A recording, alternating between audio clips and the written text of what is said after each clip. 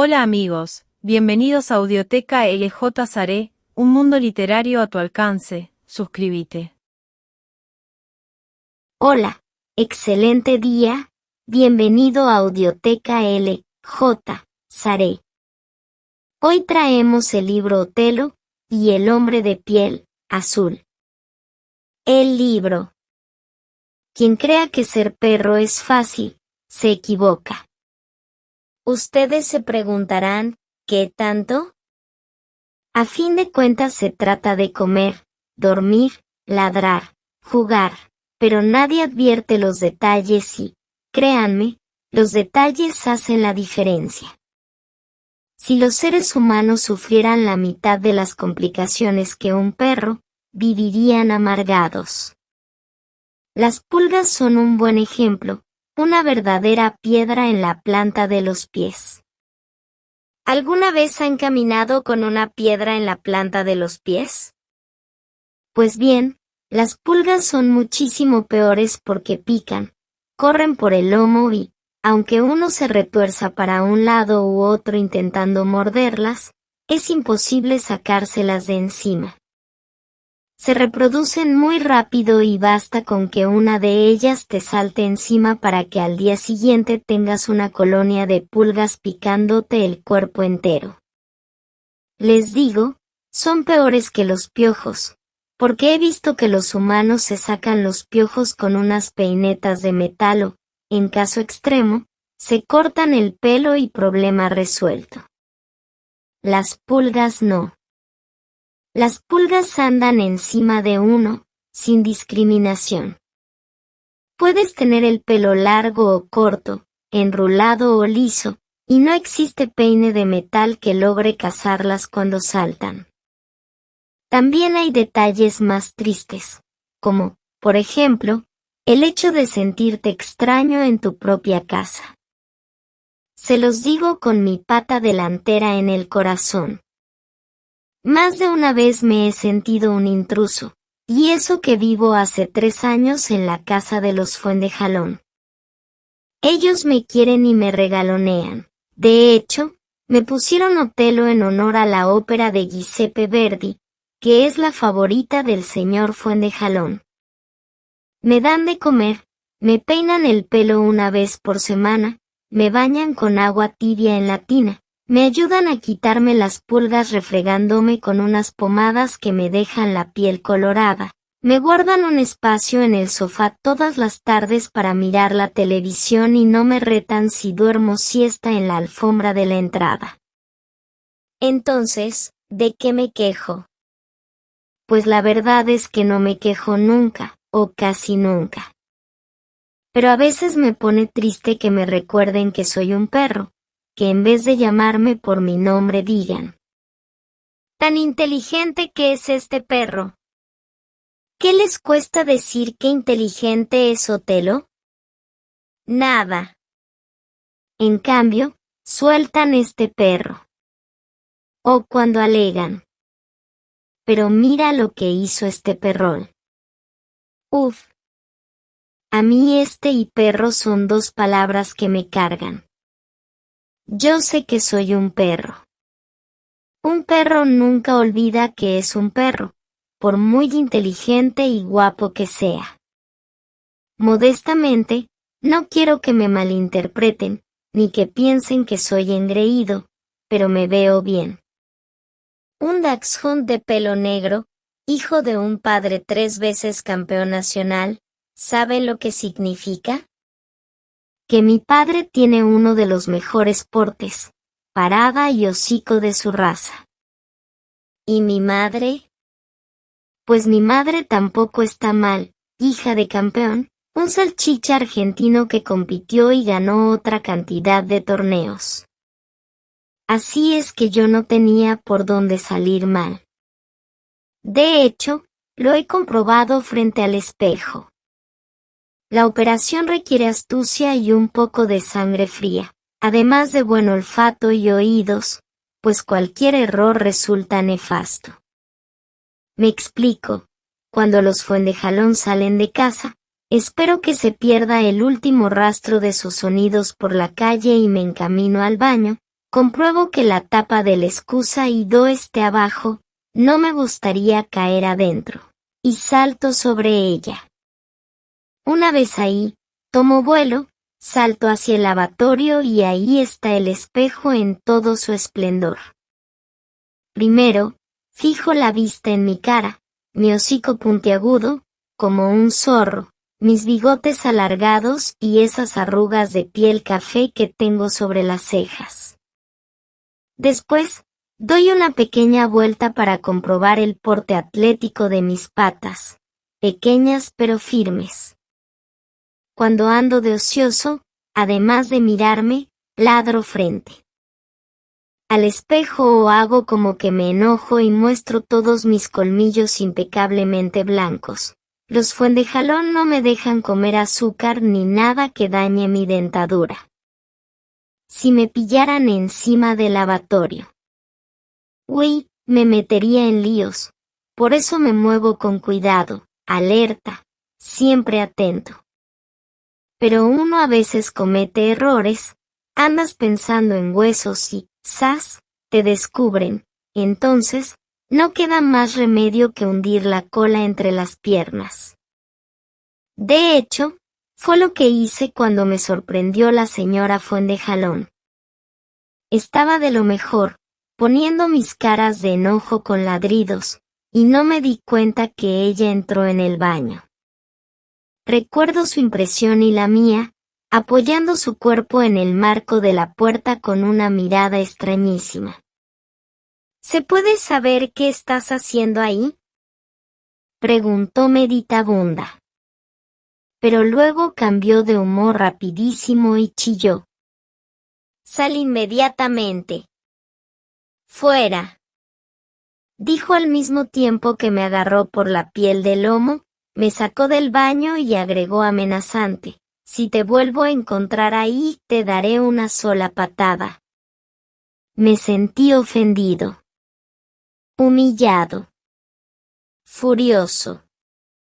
¿Acaso no tenía derecho a mirarme en el espejo? Ser un perro, como decía, no me permitía hacer lo que quería. Nuevamente era el extraño de la casa, el perro, nada más. Anduve con la cola entre mis patas durante un buen tiempo. Ni una sola vez me acerqué al baño. Hasta que unas semanas más tarde los Fuentejalón se fueron a la playa.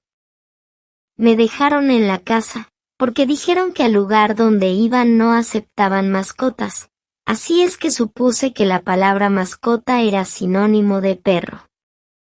Apenas sentí el ruido del motor fui hasta el baño y me encaramé en el lavatorio. Miré mi cuerpo atlético, mi cara peluda de mostachos estirados y me sentí bien. Pero no como otras veces. Puse cara de enojo, sacando a relucir mis colmillos inmaculados, y me puse contento, pero no tanto. ¿Qué me pasaba? Me bajé del lavatorio confundido. ¿Qué había cambiado? ¿En qué minuto dejó de interesarme algo que hasta hace poco consideraba tan entretenido? Lo único claro es que dentro de mí había algo que lo revolvía todo. Me fui a la terraza y me eché sobre las baldosas. Estaban heladas y me alivianaron algo la irritación que sentía. Cerré los ojos. Pensé que lo mejor que podía hacer era dormir las 2 semanas en que los Fuentejalón estuvieran fuera.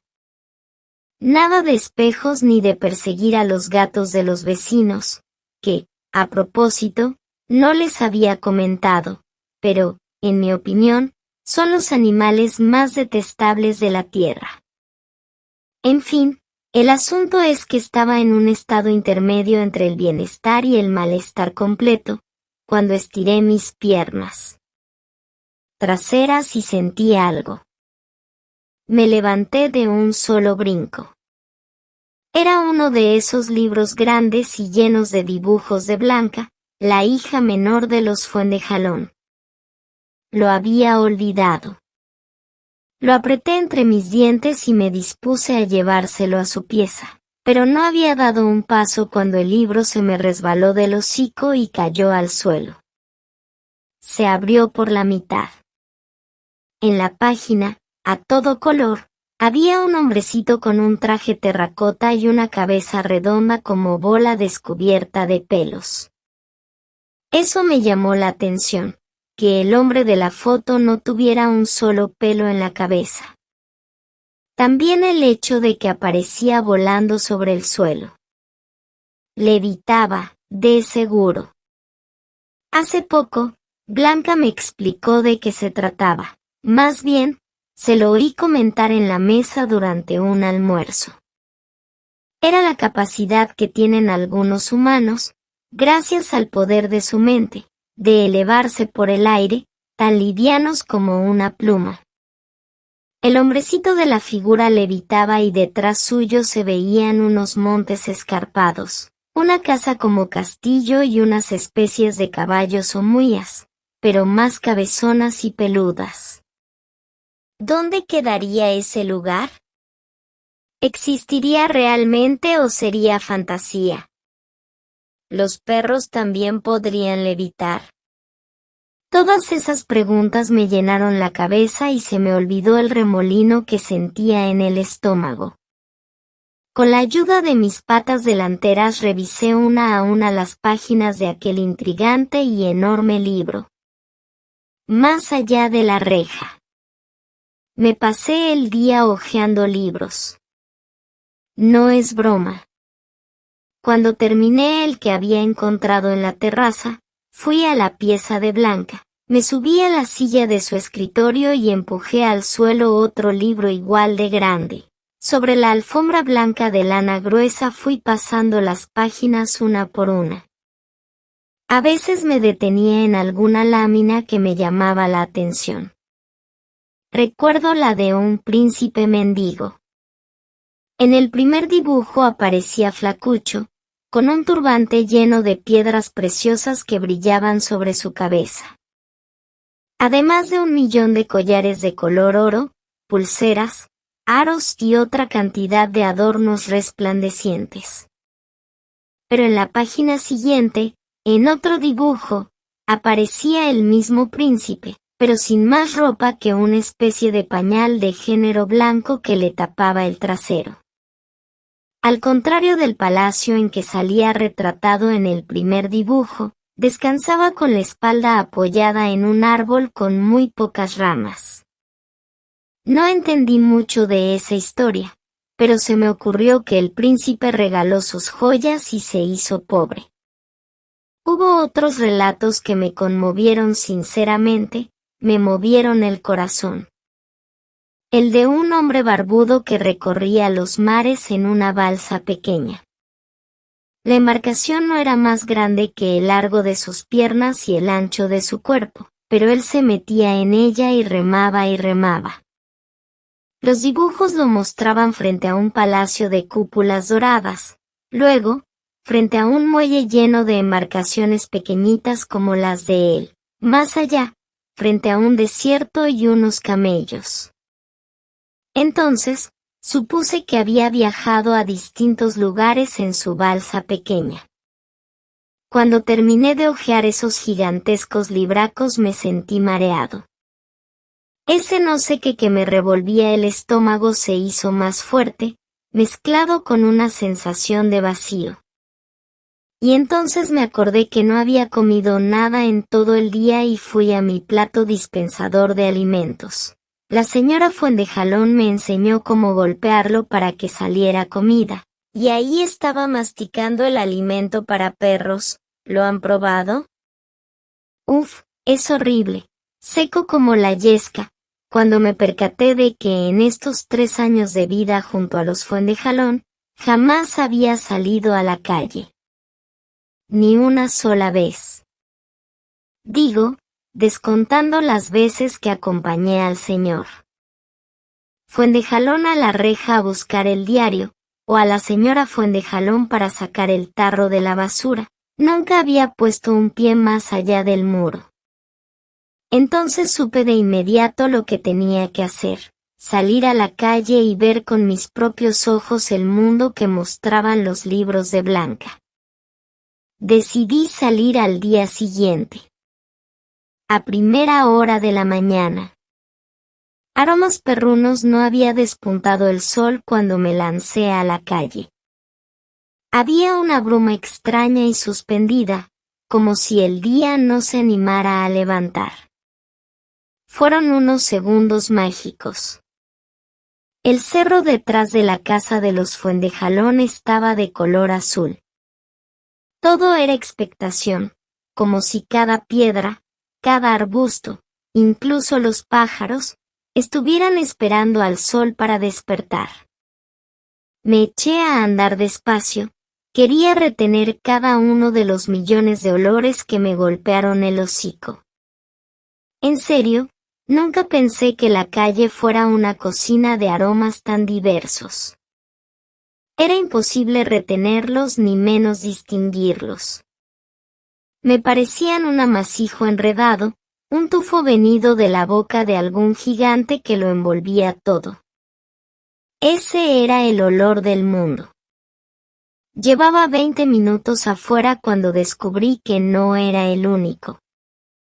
No eran las 8 de la mañana, pero la calle estaba poblada de otros perros olisqueando por aquí y por allá. ¡Hey! Le ladré a un terrier blanco. ¡Hey! Aquí.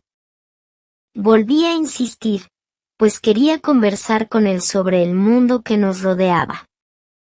El terrier se dio vuelta, me miró y trotó directo hacia mí, al contrario de lo que me imaginé, se acercó rápidamente y, en un ritual casi mecánico, me olisqueó el trasero.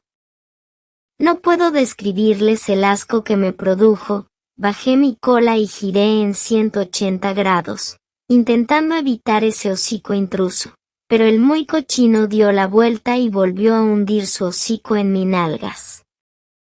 En eso nos pasamos un par de minutos bien extraños, en los que yo intentaba esconder mi trasero y él me perseguía para olerlo. En la confusión llegaron otros, muchos otros perros, de diferentes portes y caras, y todos, sin excepción, repetían el mismo ritual, apuntando su hocico directo al trasero. ¿Pero qué manía tienen? Alegué en el preciso instante en que tuve enfrente un enorme trasero de pastor alemán, y vaya, la vida da sorpresas. Ahí, mientras mi nariz visitó sus nalgas, descubrí que se trataba de una chica, que tenía la misma edad mía, o un poco menos, y que se alimentaba, al igual que yo, con la comida que sale de los platillos dispensadores. Después de eso, me alenté con otros traseros y no sé cuánto rato habré estado, pero de pronto todos se largaron. Sin advertencias ni nada, se fueron tan rápido como habían venido y me quedé con un Cocker Spaniel peludo y pailón, absolutamente sordo. Le pregunté: ¿conoces el mundo que nos rodea? El Cocker Spaniel me miró como si hablara una lengua muerta. Entonces, gruñí más fuerte. ¿Qué si conoces el mundo que nos rodea? Sus ojos se abrieron pavorosos y emprendió retirada trotando hacia una plaza. De lejos me gritó: No, no me gustan las correas. Yo pensé que estaba loco y le ladré indignado. ¡Hey! ¡Hey! Es que me carga que me dejen hablando solo, pero él ni siquiera se dio vuelta, siguió trotando hasta desaparecer de mi vista. Me dispuse a caminar y a descubrir el mundo por mí mismo. Así fue como esa mañana supe que el lugar donde vivía se componía de un montón de calles, un laberinto que desembocaba en una y otra calle. Era cosa de locos. Seguramente, pensé, para un perro de peor olfato podría resultar un embrollo difícil de desentrañar. Por eso, Me anduve con cuidado levantando mi pata para dejar marcada la ruta de regreso. Pero, aparte de eso, no descubrí nada sorprendente. De príncipes, mendigos, viajeros en balsa o monjes pelados, ni hablar. Menos, de castillos, joyas o vacas peludas. Lo demás eran casas detrás de rejas, edificios detrás de rejas, plazas detrás de rejas, árboles detrás de rejas. Deduje fácilmente que el mundo que nos rodeaba era una fortaleza defendiéndose de no sé qué amenaza, porque esa parte me la salté o no llegué a conocerla. Imaginé que tal vez el mundo se defendía de sí mismo, como cuando la señora Fuentejalón guardó la bolsa de huesos encima del refrigerador, porque si la dejaba al alcance de mis patas, podía comérmela entera. El único peligro, es exagerado llamarlo así, pero vamos, fue cuando intenté tomar agua de la manguera que sostenía una señora. Cuando me acerqué, me aleteó espantada y con la manguera en ristre me lanzó un chorro directo a la cara. Rowling y gruñí con furia.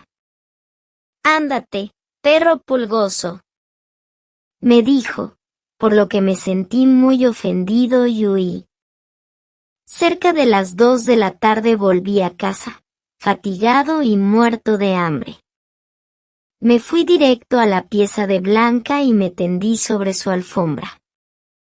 No sé por qué sentía que esos libracos me debían una explicación. El cuaderno azul. La repisa en donde descansaban esos enormes libros parecía burlarse de mí. ¿Contaban puras mentiras? Pero se veían tan reales, lamenté. Volví a mirarlos. ¿Qué magia extraña los envolvía que me hacían viajar a lugares impensados? Me pregunté y mis ojos se detuvieron en un pequeño cuaderno forrado en papel azul que reposaba a un costado de la repisa. MGRRRM, gruñí, estirándome, y me volteé hacia la pared. Preferí no mirarlo. ¿Qué sentido tenía descubrir nuevas historias? Pero el cuaderno azul tenía un imán que me atraía. Hice un último esfuerzo por olvidarlo y me enrosqué embutiendo mi hocico entre las piernas, pero el cuaderno azul seguía intrigándome. «Bah, no será tanto», dije y me encaramé en la silla para apretarlo cuidadosamente entre mis dientes. Lo abrí de una sola vez. Tenía la letra de Blanca. Les parecerá extraño que un perro reconozca la letra humana, pues para que vean hasta dónde llegan las capacidades perrunas. El asunto es que la letra de Blanca la reconocería entre millones de cuadernos, si se diera el caso, porque me he pasado mi vida viéndola hacer sus tareas, así es que tengo grabada su escritura. Apenas abrí el cuaderno azul supe que estaba escrito por ella. No era de esos de tareas que le piden en el colegio, porque no había ejercicios, ni copias, ni dictados, ni nada por el estilo. En sus páginas había fotos, recortes, dibujos y muchas hojas escritas. La palabra África aparecía en casi todas sus hojas con letras grandes y panzonas. Resoplé. ¿Qué se proponía Blanca con este cuaderno? Me pareció impensable que lo hubiera hecho solo por un antojo de pegar fotografías. Si había reunido información, era porque lo consideraba importante. Así es que me animé a hojearlo. En las primeras páginas había dibujado un mapa. Los conozco porque el señor Fuentejalón tiene uno en su escritorio y Blanca me lo mostró una vez. Este es el mundo, Otelo, ¿lo ves? Aquí está América y este es Chile, donde vivimos nosotros. Este de acá es Europa y allá está Asia, el continente en el que está China, un país con cientos de habitantes. Blanca hizo una pausa y continuó, y este de aquí, míralo bien, Otelo, este es el continente olvidado.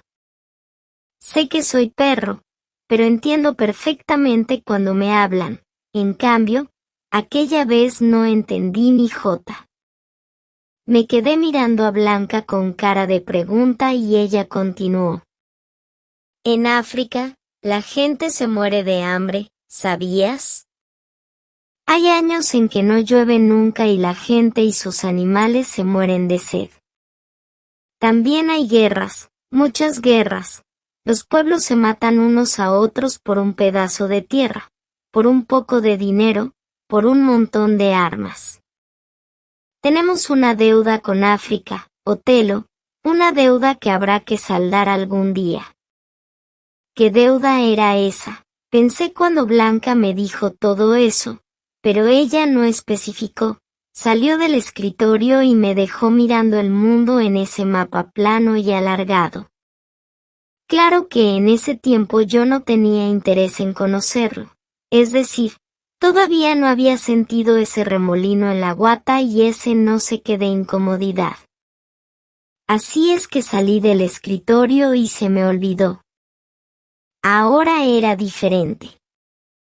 El mapa, el mundo y todo lo que había dentro de él me parecía interesante. Quería conocerlo entero y una buena manera era partir por África. ¿O no? De hecho, la primera página del cuaderno azul tenía un mapa del continente olvidado.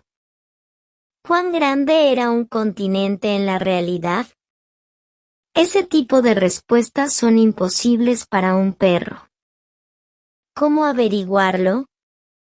En el dibujo, África no se veía tan grande, pero yo sabía que los mapas achican todo, así es que no podía fiarme de ellos. Luego, estaba la cuestión de que los humanos lo olvidaron. ¿Cómo lo hicieron? Digo, yo he tratado de olvidar algunas cosas, pequeños vicios, como saltar encima de alguno de los fuendejalón mientras están comiendo en la mesa. Entonces, ¿sería lo mismo?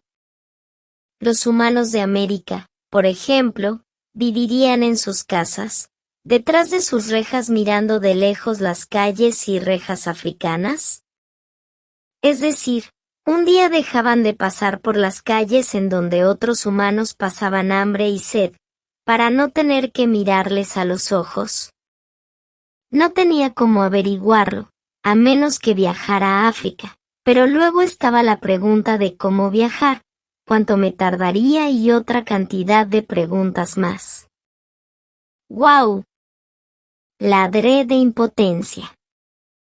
Ser perro impone sus limitaciones. El continente olvidado. No sé cómo describirles lo fascinante que resultó el cuaderno azul. Las imágenes, todas a color, estaban llenas de escenas de lo más bizarras, pero al mismo tiempo alucinantes. Con decirles que lo hojeé una primera vez y cuando lo terminé comencé todo de nuevo, página por página.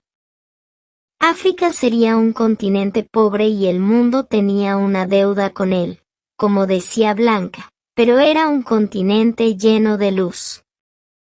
El sol estaba por todos lados y aparecía en cada fotografía que había pegada en el cuaderno, o bien, se insinuaba en el resplandor de las pieles transpiradas, en las telas expuestas en los mercados y en la sequedad completa y total del desierto. En África todo resultaba llamativo y repelente a la vez, terrorífico y agradable, ¿me entienden?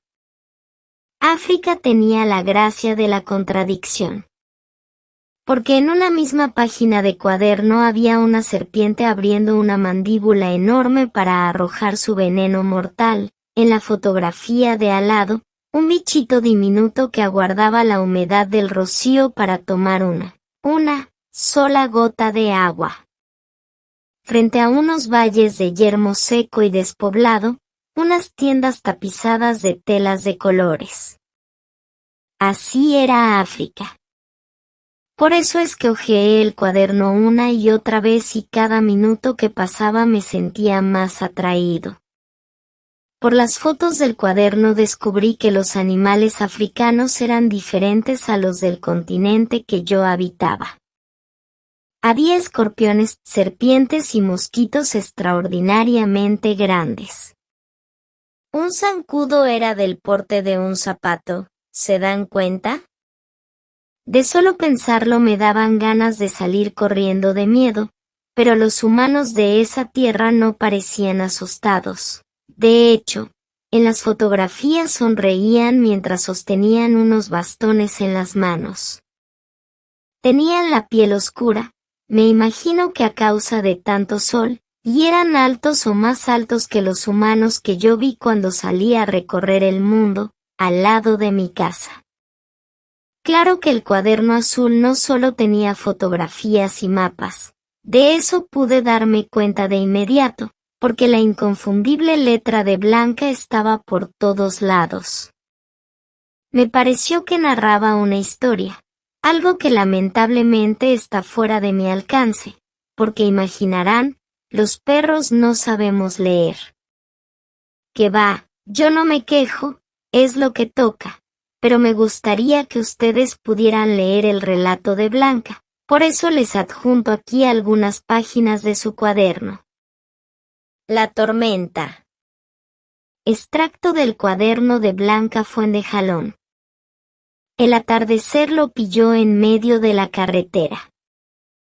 Kouji apagó la camioneta e hizo señas indicándole que se apeara, no arrancarían hasta la mañana siguiente. El hombre blanco lo miró sin entender. Oh Tesana, Musungu, imposible continuar hoy. Mire, usted, ¿lo ve?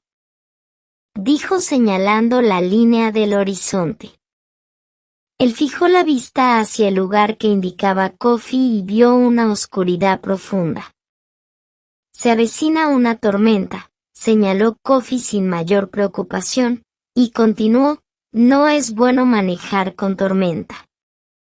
El hombre miró nuevamente esa mancha oscura amenazando el horizonte y temió, primero por su vida. Luego, pensó en cosas prácticas, como que pasaría con el avión que debía tomar en Ruanda dentro de 12 horas y con la camioneta abandonada en medio de la carretera, estaría ahí mismo cuando ellos volvieran, o, más terrorífico, ¿dónde encontrarían agua? Conocía historias de hombres que murieron de sed en África y, hasta donde él sabía, el próximo pueblo quedaba a 150 kilómetros de distancia.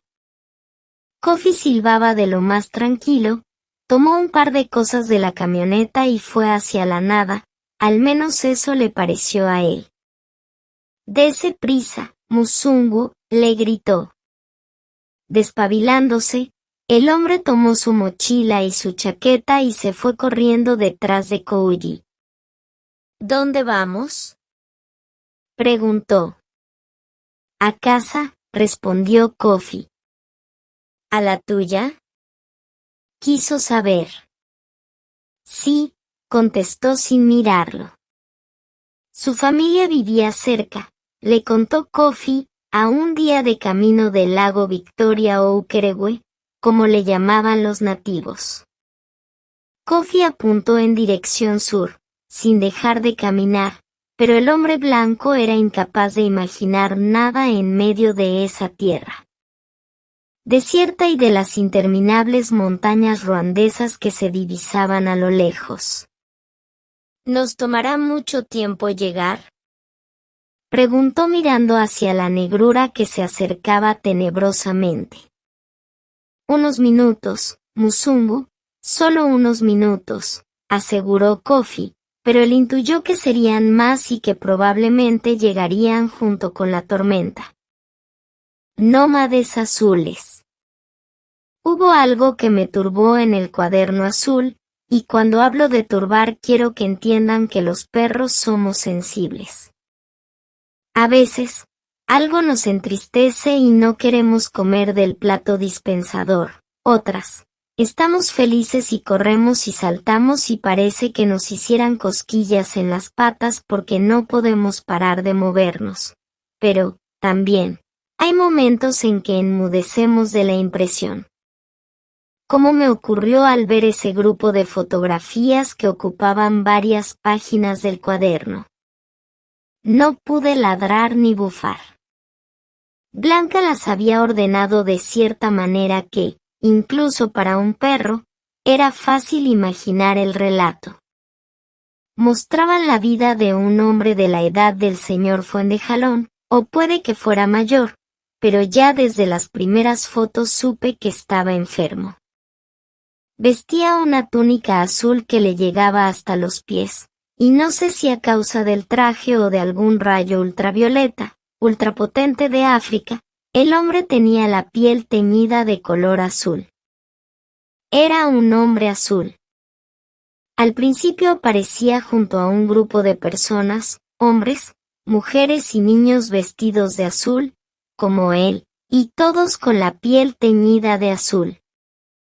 Los paisajes cambiaban de una fotografía a la otra, pero el grupo que lo acompañaba era siempre el mismo.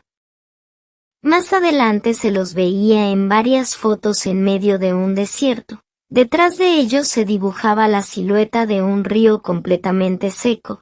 No había vegetación ni poblados ni nada. La última foto, pegada a todo lo ancho del cuaderno, mostraba al hombre de piel azul tendido bajo un árbol, el único árbol que existía a kilómetros a la redonda. El grupo, su grupo, se divisaba a lo lejos. El hombre tenía la boca abierta y sus brazos le caían a ambos costados con las palmas de las manos apuntando al cielo. Su cuerpo tenía cierta rigidez extraña, como si mucho antes de que le tomaran la foto hubiese dejado de moverse. Eso era todo. El hombre de piel azul no volvía a aparecer más. Tuve miedo y cerré el cuaderno de golpe. Pero al rato volví a abrirlo. El hombre, su cara, su boca de labios prácticamente blancos y semiabiertos, sus ojos entrecerrados y sin vida. ¿Por qué nadie nos advierte que ocurren esas cosas en el mundo? Dejé el cuaderno con desdén. África no me pareció fascinante, sino un lugar horrible y cruel. Me fui a mi plato dispensador de comida y engullí. Me harté, comí y bebí agua como si ese fuese mi último día, y cuando ya no me cabía nada más, me tendí en la terraza. Entonces, un pensamiento descarado vino a pasearse en mi cabeza de perro. La idea era esta. Si por casualidad yo me encontrara en la calle con uno de esos hombres azules y lo trajera hasta la casa de los Fuendejalón, probablemente no tendrían que buscar agua, ni comida, porque la tendría en abundancia y, por lo tanto, tampoco tendría necesidad de abandonar a nadie en la mitad del camino, porque habría resuelto sus problemas. Kofi y sus 35. Extracto del cuaderno de Blanca Fuendejalón. La casa de Kofi era de esas chozas africanas sin ventanas y piso de tierra. La única apertura por donde se colaba algo de aire era la puerta principal. Adentro el hombre blanco contó 35 personas. Keribu, los saludaron. Sí. Jambo, contestó Kofi. Alegremente. Era una multitud compuesta por el padre, madre, esposa, hijos, abuelos, tíos, sobrinos, primos y nietos que colmaban los diferentes espacios dentro de la casa. Kofi hizo alarde de su familia. Familia numerosa, Musungu, familia numerosa.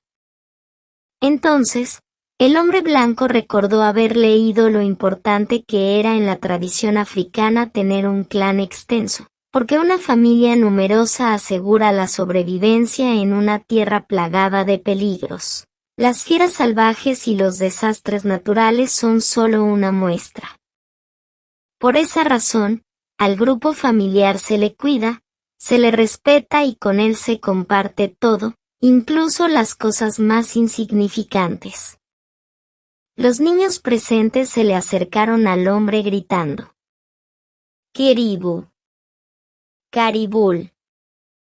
Kofi intentó corretearlos, pero los más chicos se abrazaron a las piernas, sin intención de soltarlo.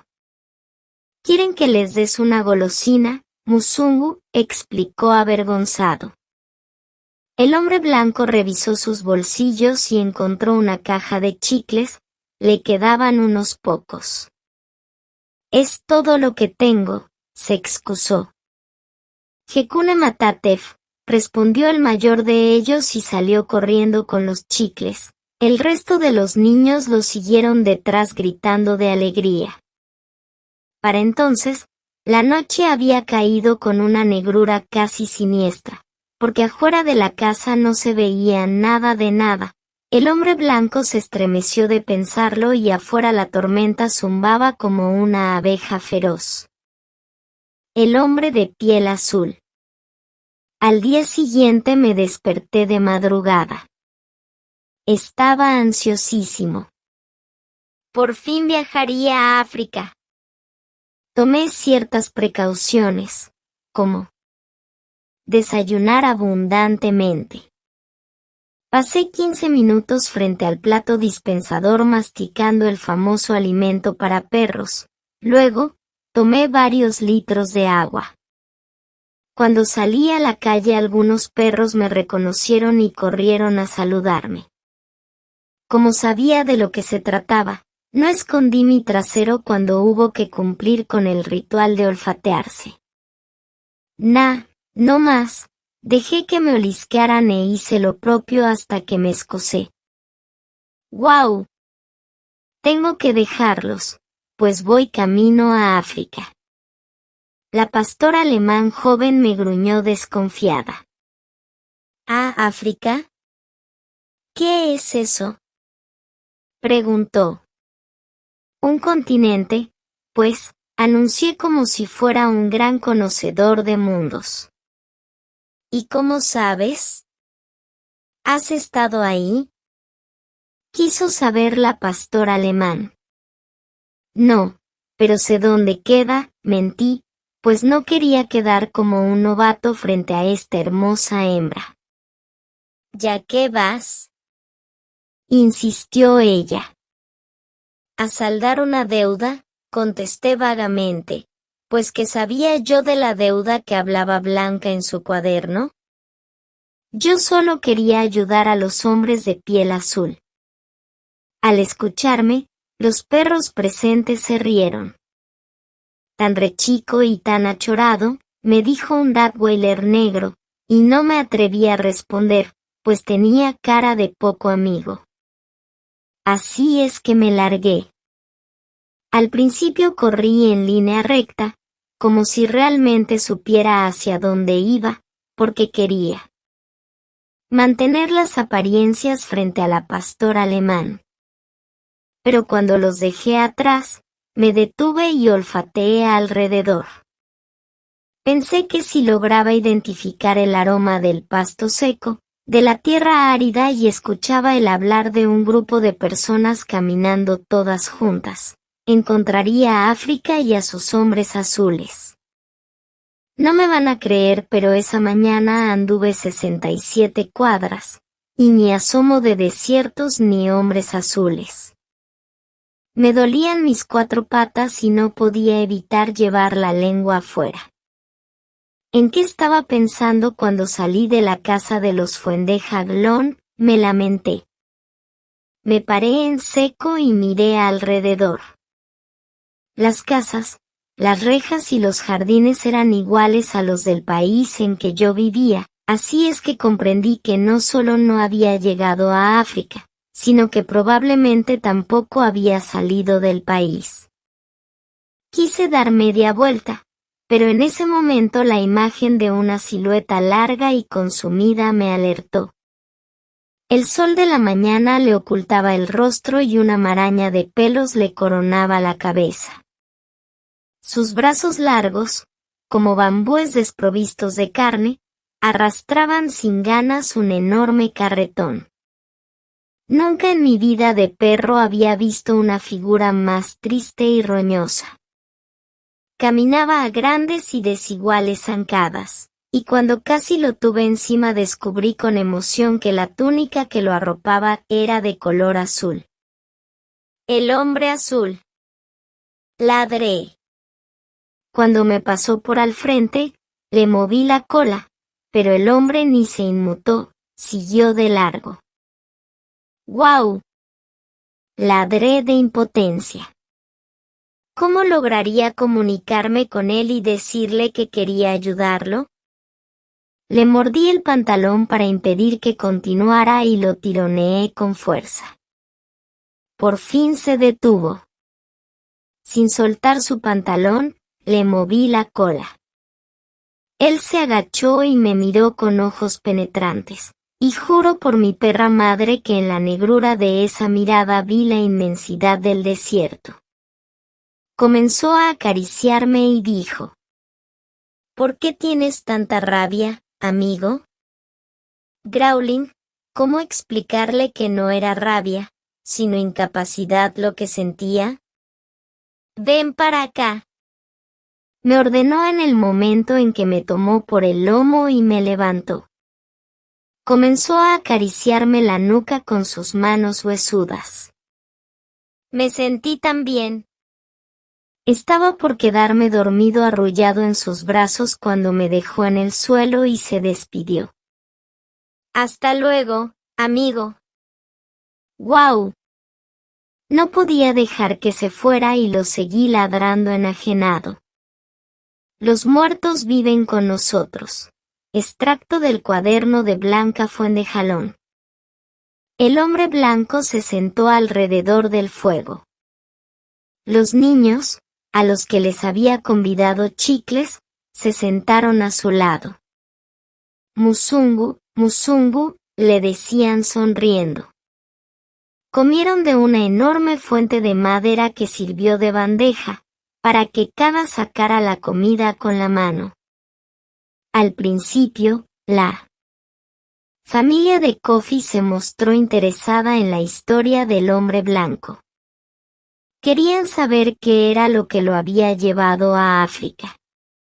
Él intentó bromear diciendo que lo que lo había traído era el sonido de los tambores, pero nadie se rió. Entonces, les contó que era escritor. Específicamente un reportero polaco que se había vuelto escritor 9, y que preparaba su próxima novela ambientada en África. ¿De qué escribes, Musungu?, le preguntó un niño. Las historias de los pueblos, contestó. Pero casi inmediatamente perdieron interés en él y comenzaron a hablar entre ellos. Así es que el hombre blanco se dedicó a observarlos. Los hombres asistían a sus mujeres, las mujeres ayudaban a sus hijos, los hijos mayores ayudaban a los menores y una jerarquía casi perfecta mantenía la armonía en la choza. La comida transcurrió igual que la de cualquier familia que se sienta a la mesa. Los adultos conversaron, algunos niños riñeron, pero luego hicieron las paces. Las mujeres se levantaron repetidas veces para traer un poco de esto y poco de aquello, y cuando parecía que terminaba la cena y el hombre blanco se preparaba para dormir, el anciano del grupo entonó una canción. La voz del anciano se elevó ronca y clara, aplacando el rugido de la tormenta que se escuchaba afuera. Las mujeres siguieron el ritmo golpeando sus manos. Tu, sonaba. El hombre blanco cerró los ojos. La melodía era cantada ahora por las mujeres y los niños. Tímidamente, el hombre blanco se animó a batir sus palmas, queriendo imitar el ritmo que llevaba el grupo. Kofi se acercó a él. Cante, Musungu, cante con nosotros. La música le hace bien a los muertos, sobre todo en estas horas tan oscuras. Entonces supo que en África los muertos están presentes en la vida familiar, aun cuando ya no estén físicamente se les recuerda y se les comparte como si del otro lado de la pared los estuvieran observando. Rumbo a África. Ladré tanto que casi me quedé afónico. ¡Guau, guau, guau! ¿Han visto a un perro afónico? Es la peor humillación que pueda sufrir un animal de mi especie. En serio, la voz de un perro es parte de sus atributos. Pero vamos que las circunstancias lo ameritaban, porque el hombre no entendía nunca. Finalmente se detuvo. ¿Y ahora qué? Me preguntó con sus manos en la cintura. ¡Guau! Repliqué aliviado, mientras corrí en dirección a la casa de los Fuendejalón para luego volver hacia él. ¿Quieres mostrarme algo?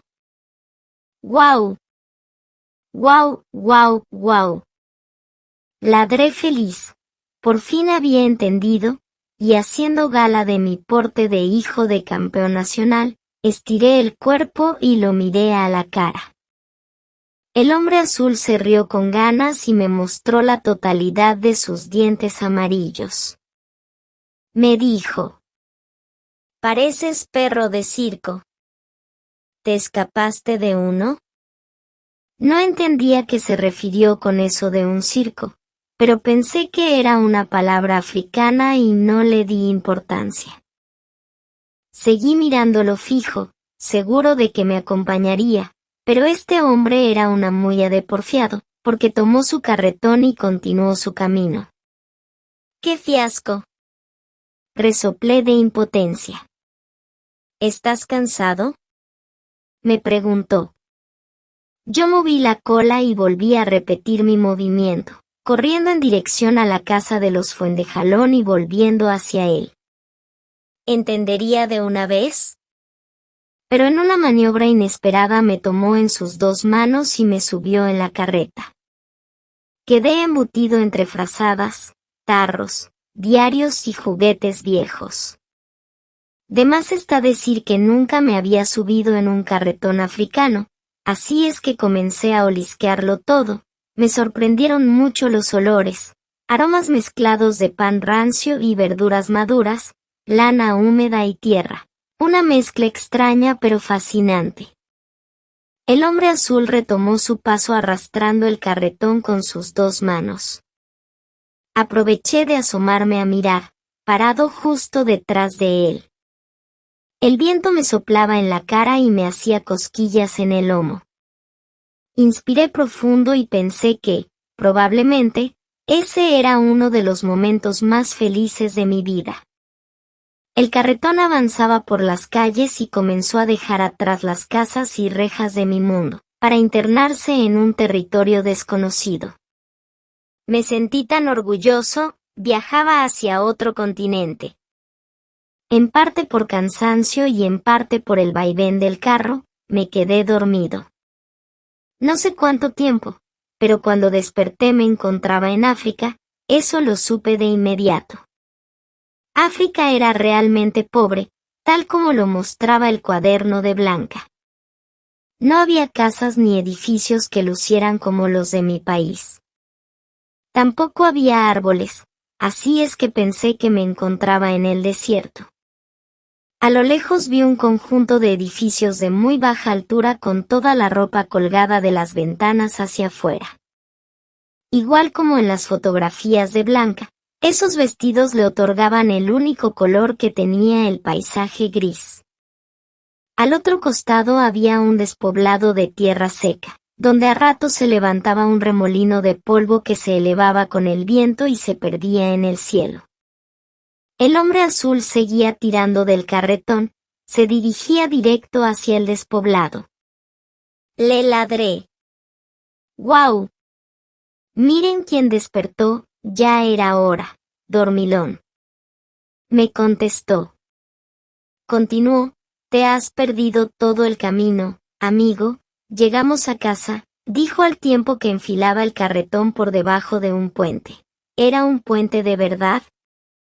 En todo caso, se trataba de una hendidura no demasiado ancha ni alta en donde estacionó el carretón. El hombre azul no alcanzó a bajarme del carretón cuando un montón de niños llegaron corriendo de distintas partes. ¡Abuelo! ¡Abuelo! Le gritaron. Una visita inesperada. Extracto del cuaderno de Blanca Fuentejalón. Lo despertó el sonido de un siseo metálico, como el que se produce al frotar las manos empuñadas. En ese aletargado estado de duermevela en que se encontraba, el hombre blanco pensó que estaba en su casa en Polonia y que aquel ruido provenía de la tetera hirviendo. Abrió los ojos pausadamente y se encontró con la mirada seria de Kofi y el resto del grupo. En algún momento, la casa se había quedado muda. ¿Yune Nini? Preguntó casi sin mover sus labios, semidormido. Chist, no hable ni se mueva. Musunguk, por lo que más quiera, no hable ni se mueva. Le advirtió Kofi afligido. Sin moverse inspeccionó el lugar con los ojos. La fogata todavía ardía alrededor, pero los hombres, mujeres y niños parecían de cera, totalmente petrificados. Entonces, a un costado suyo, asomándose por encima de las piernas de su vecino, vio una enorme serpiente. Tenía la piel oscura y aceitada y a la altura del cuello se le doblaba en diversos pliegues. Más de la mitad de su cuerpo permanecía erguido e inmóvil ante ellos, acechándolos sin apartarle la vista. Su mirada le recordó a un ave de rapiña. «Quédese quieto, Musungu». Amin fue a buscar un canasto, imploró Kofi. El niño que permanecía a su lado estaba tan quieto que por unos segundos el hombre blanco no supo qué era lo más terrorífico de todo, la estatua de niño que tenía a su lado o aquella serpiente que mostraba sus colmillos. Sentía un cosquilleo irresistible en la planta de los pies, pero supo que cualquier movimiento suyo era una sentencia de muerte para él o su compañero, pues la serpiente permanecía alerta esperando el momento de atacarlos. No le quedó más que esperar a Amin y su canasto, quien llegó unos minutos más tarde y junto a Kofi se colocaron detrás de la serpiente. Entonces, ésta se volteó rápido y dio un picotazo que no los alcanzó, pero que les dio unos segundos preciosos al hombre y al niño para ponerse a resguardo. La serpiente, entonces, sabiéndose presa de una emboscada, enroscó parte de su cuerpo y bajó la cabeza casi a la altura del suelo. De esta forma se movía muchísimo más rápido y atacaba con mayor agilidad. Kofi fue por un palo y le asestó un golpe en medio del cuerpo. Por la fuerza con que le dio el porrazo, el hombre blanco pensó que la serpiente habría quedado aturdida y se incorporó para ayudar a Kofi y a Min, pero la víbora estaba furiosa y se fue contra él, por poco le muerde la pata. Entonces, Kofi le dio un segundo golpe, aún más fuerte que el anterior, directo en la cabeza. El animal retrocedió esta vez aturdido. «Amin, el canasto», le gritó. Amin tiró el canasto sobre el animal, el recipiente fue a parar justo sobre ella, dejándola atrapada dentro. La serpiente intentó zafarse yéndose con furia contra los bordes, pero sus desesperados intentos de fuga fueron inútiles. Al rato, se quedó quieta mirándolos con rabia por entre las rendijas. Más tarde, el hombre blanco recordaría el silencio dentro de la casa mientras duró el ataque de la serpiente. El carretón milagroso. Con mi cara asomada por encima del carretón vi cómo los niños se abalanzaron sobre el hombre azul. En un minuto la situación se volvió complicada, porque los niños se pelearon por quien estaba más cerca, quien lo abrazaba primero, y se abrieron paso a empujones, puñetazos y gritos. Pero el hombre azul les habló con voz dulce. «Dejen de pelear. Traje algo para cada uno», dijo y hundió la mano dentro del carretón. Por un minuto temí que me fuera a regalar y que los niños se pelearían por quien me tendría primero y me tirarían de las patas o del cogote, y que terminaría desarmado en las manos de cualquiera de ellos, por eso me escondí rápidamente debajo de unas frazadas, pero me equivoqué. De la carreta, el hombre azul sacó juguetes. Un camión, una pelota, un autito, un robot, unas cartas, unos libros. Parecía una función de magia, porque el hombre hacía aparecer montones de juguetes que los niños recibían con gritos de alegría. Con sus obsequios en las manos, se pusieron a jugar sobre la tierra seca, a unos pasos del carretón. Yo espiaba debajo de las frazadas, pero en ese momento el hombre azul se acordó de mí. «Bueno, amigo, es hora de que salgas a estirar las piernas». «Guau, guau, guau». Intenté zambullirme, pero él logró alcanzarme con sus manos huesudas y me sacó afuera. Los niños volvieron a gritar de alegría, pero, al contrario de lo que pensé, ninguno de ellos me tiró de la cola ni las orejas, sino que se acercaron a acariciarme. «¿De dónde lo sacaste?», le preguntaron. «Uf, este perrito me persiguió en la calle, hizo todo tipo de leceras, es muy repillo», contestó él. «¿Te lo vas a quedar?», preguntó uno de los niños. «Yo creo que sí, porque no tiene collar, así es que no creo que lo anden buscando», respondió el hombre azul, y sentí vértigo. Había olvidado el collar. Claro. La noche antes de salir a África lo tironeé hasta que logré zafármelo. Nunca pensé que tuviera ninguna importancia y ahora sucedía que ellos 71. Creían que era un perro sin dueño. Comencé a ladrar, dando vueltas y haciendo muecas para demostrarles que sí tenía dueño, pero fue inútil. «Ven». «¿Qué les dije?», dijo el hombre azul, apuntándome con el dedo. «Cada cierto rato se pone a hacer leceras». Los niños se rieron, algunos volvieron a jugar y otros permanecieron cerca de mí. Pero yo dejé de hacer piruetas porque nadie entendía lo que quería decir con ellas. Así es que dejé que una niñita me acariciara el lomo. África era un buen lugar para vivir. El regalo. Extracto del cuaderno de Blanca Fuentejalón. Con la serpiente encerrada en el canasto y los primeros rayos del sol cayéndole sobre la nuca, emprendieron camino hacia la carretera. Claro que antes el hombre blanco se despidió de la mujer de Kofi, de sus hijos y de la familia. Después del ataque de la cobra en la víspera, se sentía parte del grupo, así es que justo antes de salir hizo una teatral reverencia. Los niños se rieron a gritos.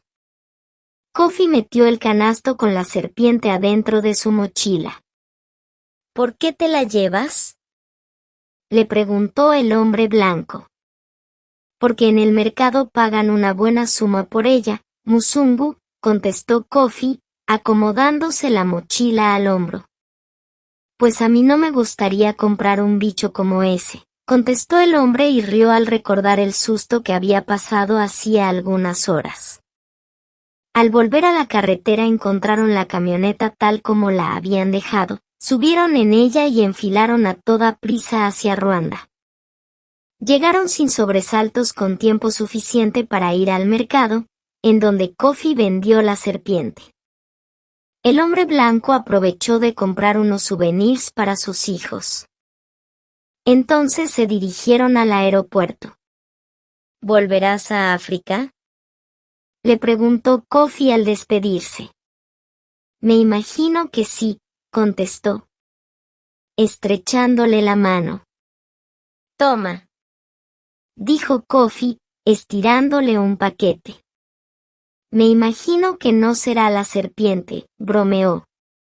No, Musungu, es un amuleto de la buena suerte. Te protegerá contra los brujos. ¿Contra los brujos? Prefiero que me mantenga lejos de las serpientes, señaló. Ah, pero los brujos son muchísimo peores que las serpientes, porque se apoderan de tu alma y tu pensamiento y te hacen actuar mal. El hombre blanco no supo qué contestar. Úsalo, Musungu, y cuando sientas que estás dominado por pensamientos malos, lo agitas rápidamente, contestó Kofi. Lo tendré presente, amigo, dijo y le dio un abrazo. Miró hacia el horizonte y pensó que finalmente nunca se termina de conocer un lugar. Siempre habrá algo que falta, algo por lo que uno puede volver y verlo todo de nuevo como si fuera la primera vez. El cartel con mi foto. No sé cuántos días viví con el hombre azul. Al principio conté las puestas de sol, pero de pronto se me olvidó y perdí la cuenta. Se preguntarán por qué no volví a casa, por qué no intentaba encontrar el rastro de los Fuendejalón. Pues porque no tenía corazón para abandonar al viejo. Los perros somos muy sensibles respecto a la gente buena, y el hombre azul era un hombre bueno. Nos hicimos amigos, tanto que compartíamos todo, hasta lo más insignificante.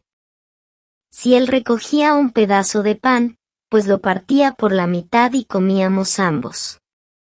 Si encontraba una nueva frazada, con esa misma nos cubríamos durante la noche cuando refrescaba y corría una ventisca que nos calaba los huesos. Un día emprendimos un viaje muy largo. Iba trotando a su lado como un buen perro y al rato llevaba la lengua afuera.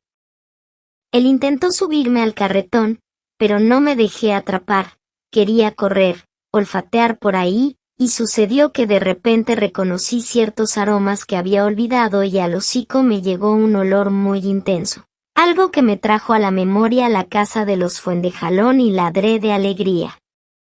«Hey, tienes buen olfato», dijo el hombre azul. Este es el lugar en donde nos vimos por primera vez, y continuó caminando. Habrían pasado unos 10 minutos cuando escuché una voz conocida. Alguien, una chica, me estaba llamando. «Guau, guau, guau, guau», respondí con alegría al ver que se trataba de la pastora alemán. Fui corriendo hasta ella y le gruñí contento. «¿Lograste llegar a África?», me preguntó. «Pero claro. Si vengo de allá». Algunos perros pensaron que te habías perdido, pero yo siempre supe que lo lograrías. Dijo ella con su voz ronca. Y hubiese seguido conversando con la chica si no es porque el hombre azul me chifló. «¿Ya te vas?», quiso saber ella. «Uf, es una larga historia, quizás algún día te la cuente entera», prometí. Cuando me acerqué a él, me dijo algo que no olvidaré nunca. Me llamó. «¿Otelo?». Hacía tanto tiempo que nadie me llamaba así. Lo miré impresionado. «Otelo», repitió y yo bufé y ladré. Entonces el hombre azul afirmó. «Así es que ese es tu verdadero nombre, pues te tengo una noticia, amigo Otelo, tu familia te está buscando», me contó y se agachó para mostrarme un cartel muy extraño en donde aparecía una foto mía. Luego, continuó. «Dice que eres la mascota regalona», dijo y luego se rascó la cabeza mientras continuó. «Pienso que debieras volver a casa». Moví la cola, y en un movimiento rápido corrí en dirección a la casa de los Fuentejalón y volví hacia él. Él se rió. ¿Quieres mostrármela? Volví a ladrar y repetí el movimiento. ¡Vamos! Salí corriendo. El hombre azul me siguió a zancos largos. Cada cierto rato me daba vueltas para comprobar que me seguía detrás. Y le ladraba contento. Seguí hacia la casa de Blanca, hasta que de pronto estuve frente a la reja. El hombre azul llegó unos minutos después. Así es que desde el principio quisiste mostrarme tu casa, ¿eh? Ladré. Por fin había comprendido todo. Con sus dedos huesudos tocó el timbre y la primera persona que apareció fue Blanca. Se quedó unos segundos inmóvil y luego corrió hasta la reja, la abrió y me tomó en sus brazos. Otelo. Volviste. Exclamó y saltó conmigo en brazos. No sé qué le dijo el señor Fuentejalón al hombre azul, pero lo hizo pasar a la casa y le ofreció un plato de comida y estuvieron conversando mucho rato. Cuando Blanca me soltó pude ir hasta la cocina para escucharlos, y fue cuando descubrí que no había viajado a África. Es más, ni siquiera me había movido de mi país ni de mi ciudad. ¿Quieren que les cuente la verdad? Comencé a sospechar que no estaba en otro continente cuando vi que en la tierra del hombre azul no había zancudos del porte de un zapato, ni serpientes que me quisieran comer entero, y la gente, a excepción de él, no vestía con túnicas azules, sino de todos los colores, y tampoco andaban en grupos, sino a solas o en pareja. Entonces, cuando escuché decir al señor Fuentejalón que durante todo este tiempo yo había vivido en el límite sur de la ciudad, confirmé mis sospechas. Pero no me amargué, al contrario, ladré contento. Después de todo, uno está preparado para conocer el mundo cuando conoce el lugar en donde vive. Notas. En el continente africano aún sobrevive uno de los pocos pueblos nómades que van quedando en el mundo. Se trata de los Tuareg, quienes durante siglos han recorrido las planicies africanas de Argelia, Libia, Níger y Nigeria. Visten con túnicas que fabrican ellos mismos y que mediante un proceso de teñido natural quedan de color azul. Eso es lo que les pinta la piel de color azul y por eso los han apodado los hombres azules. Buscando alimento y las mejores condiciones de vida, los Tuareg se desplazan por el territorio africano en una caravana sempiterna, con la única precaución de nunca volver a pisar el suelo en donde entierran a sus muertos. En su diario, Blanca aclara que escribe esta historia en honor a Ryszard Kępczyński, escritor y reportero polaco que durante muchos años se preocupó de dar a conocer los horrores de las guerras en el continente negro.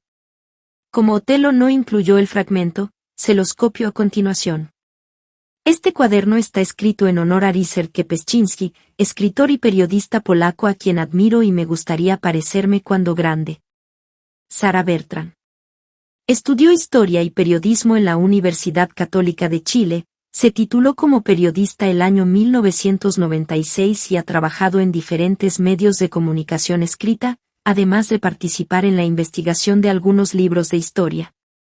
Junto con la escritura de libros infantiles, colabora con el suplemento cultural Artes y Letras del diario El Mercurio y en la revista La CAV.